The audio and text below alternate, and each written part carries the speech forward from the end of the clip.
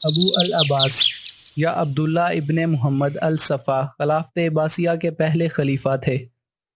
ان کو ابو العباس الصفا کہہ کر پکارا جاتا ہے، جس کا مطلب ہے خون بہانے والا، جو کہ بنو امیہ نے اپنی جانوں کے ڈر سے انہیں پکارنا شروع کیا تھا۔ عبداللہ ابن محمد الصفا موجودہ اردن کے ایک چھوٹے سے قصبے حمیمہ میں پیدا ہوئے۔ بنو عباس آپ صلی اللہ علیہ وآلہ وسلم کے چچا حضرت عباس رضی اللہ تعالیٰ عنہ کی نسل کو کہا جاتا ہے، اور حضرت عباس رضی اللہ تعالیٰ عنہ سے ہی خلافت عباسیہ کا نام اخذ کیا گیا۔ جب سے بنو امیہ اقتدار میں آئے تھے، انہوں نے مسلمانوں پر ظلم و ستم کی انتہا کر دی تھی، اپنے لیے دولت کے انبار لگا لیے، اور رعایا کی حالت بہت نازک ہو چکی تھی۔ عرب اور عجم کے تنازعات اپنے عروج پر تھے۔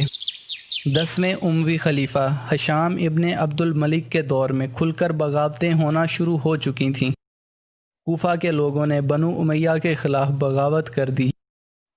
شیعہ نے بھی زید ابن علی، جو کہ حضرت امام حسین رضی اللہ تعالیٰ عنہ کے بیٹے تھے، ان کی قیادت میں بغاوت کر دی۔ 736 عیسوی سے 740 عیسوی تک چلنے والی خانہ جنگی میں زید ابن علی رضی اللہ تعالیٰ عنہ کو شکست ہوئی اور انہیں شہید کر دیا گیا۔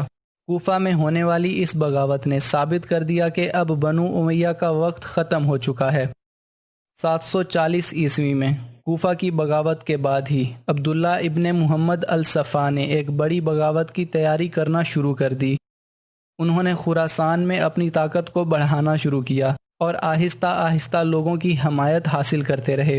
743 عیسوی میں اموی خلیفہ ہشام ابن عبد الملک کی موت کے بعد مشرقی علاقوں میں بغاوت شروع ہو گئی۔ ابو العباس صفا نے شیعہ اور خراسان کے لوگوں کی مدد سے بنو امیہ کو پیچھے دھکیلنا شروع کیا۔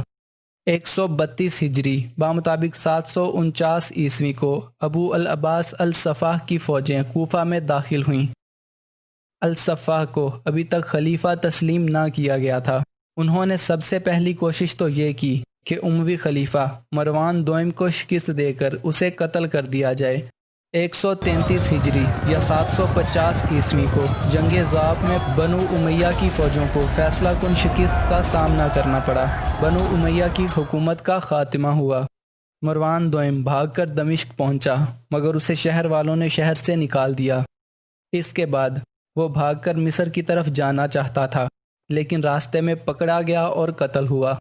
ابو العباس الصفا نے کوفہ کو اپنی حکومت کا دارالحکومت بنایا، اور اس کے بعد ہی عراق میں خلافت عباسیہ کی بنیاد رکھی گئی۔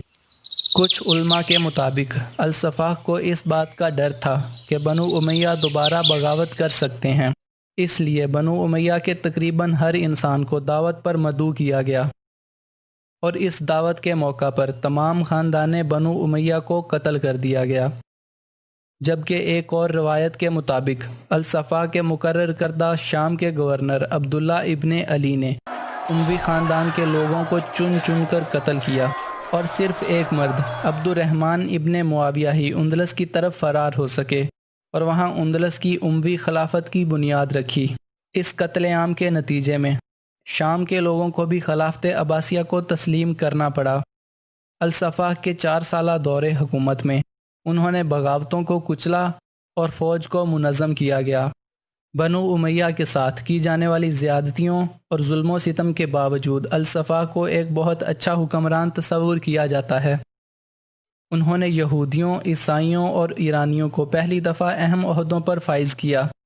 فوج میں عربوں کے علاوہ اجمیوں کو بھی پہلی دفعہ بھرتی کیا گیا، اور خلافت میں امن و امان واپس لوٹ آیا۔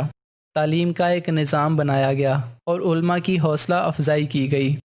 جنگ طلاس میں فتح کے بعد چینی جنگی قیدیوں سے کاغذ بنانے کا طریقہ حاصل کیا گیا، جس سے مسلمان دنیا میں علم و ادب اور سائنس کا دور شروع ہوا۔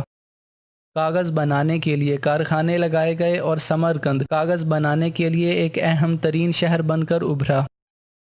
اس سب کے باوجود شیعہ آپ سے خوش نہ تھے، کیونکہ ان کے مطابق صرف حضرت علی رضی اللہ تعالیٰ عنہ کی نسل ہی خلافت کی حقدار ہے، اور ابو العباس الصفا نے خود خلیفہ بن کر ان سے وعدہ خلافی کی ہے۔